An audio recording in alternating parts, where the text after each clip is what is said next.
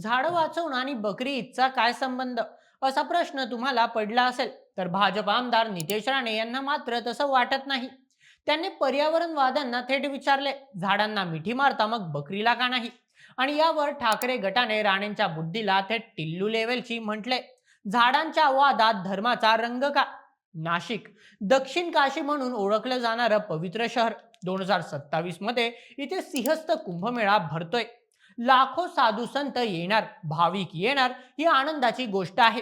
पण या तयारीसाठी नाशिकचा श्वास घोटला जातोय का?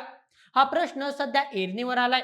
विषय आहे तपोवन परिसरातील साधूग्राम उभारणीचा आणि त्यासाठी 1800 झाडांवर चालणाऱ्या कुऱ्हाडीचा. पण थांबा, हा विषय फक्त पर्यावरणाचा राहिला नाहीये. यात आता एंट्री झाली आहे धर्माच्या राजकारणाची.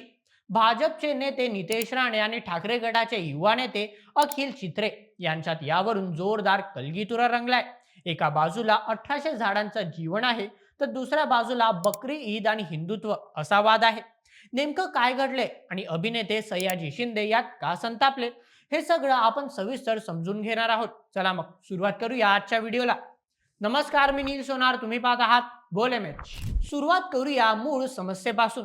2027च्या कुंभमेळ्यासाठी नाशिकमध्ये साधुग्राम उभारलं जाते. यासाठी प्रशासनाने तपोवन भागातील जवळपास 1800 झाडं तोडण्याचा निर्णय घेतला आहे. यातली अनेक झाडं जुनी आहेत, डेरेदार आहेत. या निर्णयाला नाशिककरांनी आणि पर्यावरण प्रेमींनी कडाडून विरोध केला.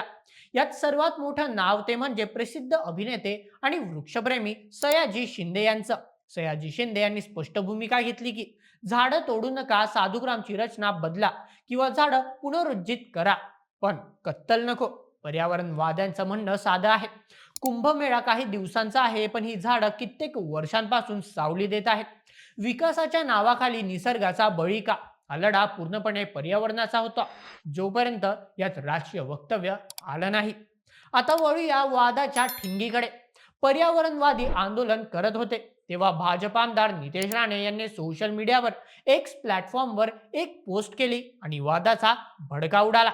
नितेश राणे म्हणाले, जे लोक आज तपोवन मधील वृक्ष तोडीची चिंता करत आहेत, तेच लोक ईदच्या वेळी बकरी कापण्याला विरोध का करत नाही? तेव्हा त्यांची पर्यावरण प्रेमी भूमिका कुठे जाते? झाडांना मिठी मारता मग प्राण्यांना का नाही? थोडक्यात त्यांनी पर्यावरणवादांच्या या आंदोलनाला सिलेक्टिव्ह असल्याचा टोला लगावला आणि पर्यावरणाच्या मुद्द्याला थेट हिंदू मुस्लिम अँगलने जोडलं. राणेंच्या मते विरोधक फक्त हिंदू सणाच्या म्हणजेच कुंभमेळ्याच्या तयारीलाच विरोध करतात. त्यांच्या विधानामुळे पर्यावरण प्रेमी प्रचंड संतापले. स्वतः सयाजी शिंदे यांनीही नाराजी व्यक्त करत म्हटले की बकरी आणि झाडांचा काय संबंध? आम्ही ऑक्सिजन आणि भविष्याबद्दल बोलतोय. नितेश राणेंच्या या हल्ल्यावर ठाकरे गटाने जोरदार पलटवार केला आहे.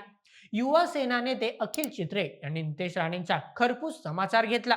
अखिल चित्रेने वापरलेले शब्द अतिशय तिखट होते. ते म्हणाले, नितेश राणेंची बुद्धी ही टिल्लू लेव्हलची आहे. चित्रे पुढे म्हणाले की झाडं तोडणं हा पर्यावरणाचा ऱ्हास आहे. याला धार्मिक रंग देण्याचा केविलवाणा प्रयत्न राणे करत आहे. झाडं हिंदू किंवा मुस्लिम नसतात, ती सर्वांना ऑक्सिजन देतात. भाजपला विकासाच्या मुद्द्यावर उत्तर देता येत नाही, म्हणून ते प्रत्येक गोष्टीला हिंदू मुस्लिम वादात ओढतात. चित्रे यांनी असाही टोला लगावला की राणेंना पर्यावरणाचं गांभीर्य कळत नाहीये, त्यांना फक्त राजकारण करायचं आहे. हा वाद आता राणे विरुद्ध ठाकरे गट असा वैयक्तिक पातळीवर पोहोचला आहे. या राजकीय गोंधळात सरकार काय म्हणते? उपमुख्यमंत्री आणि नाशिकचे पालकमंत्री अजित पवार यांनी मध्यंतरीचा मार्ग काढण्याचा प्रयत्न केला आहे. त्यांनी आश्वासन दिलंय की शक्य तितकी झाडं वाचवूनच विकास कामांचा मार्ग काढला जाईल.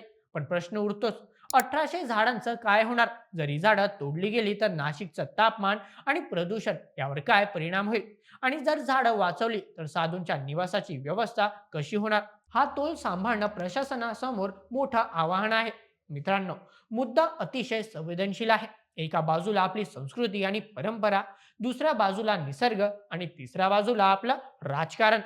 नितेश राणेंनी उपस्थित केलेला बकरी आणि झाडांचा मुद्दा तुम्हाला तरी पटतो का?